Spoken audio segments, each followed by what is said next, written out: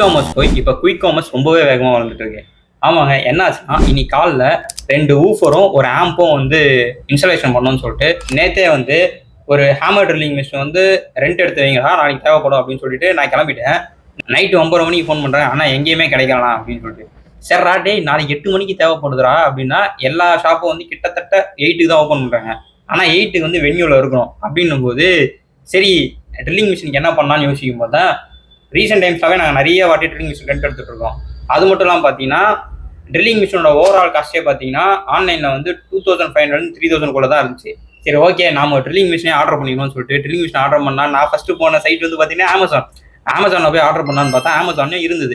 சரி okay order போடலான்னு பார்த்தா டெலிவரி டைம் வந்து நாளைக்கு, ஆனால் எனக்கு தேவைப்படுறதோ அடுத்த நாள் காலையில் 8 மணிக்கு. சரி ஓகே, இப்போதான் நான் குயிக் காமர்ஸ்னு ஒன்று இருக்குது, அதை குயிக்காக யூஸ் பண்ணுவோன்னு சொல்லிட்டு சரின்னு பிளிங்கிட்டில் போயிட்டு ட்ரில்லிங் மிஷின் இருக்கான்னு செக் பண்ணால் ட்ரில்லிங் மிஷின் இருந்தது, அதுவும் ஹேமர் ட்ரில்லிங் மிஷினே இருந்தது. சரி ஓகே ஆர்டர் தான் பண்ணி பார்ப்போம்னு சொல்லிட்டு பிளிங்கிட்டில் நைட்டு 10:30 மணிக்கு ஆர்டர் பண்ணுறேன். 10:50 இந்தாங்கண்ணே உங்கள் ட்ரில்லிங் மிஷின் கொடுத்துட்டே போயிட்டான். ஸோ நீங்கள் குயிக் காமர்ஸ் சைட்டில் ரொம்ப கிரேசியாக ஒரு விஷயத்தை ஆர்டர் பண்ணியிருக்கீங்க அப்படின்னா அது என்னன்னு கமெண்ட் பண்ணுங்க.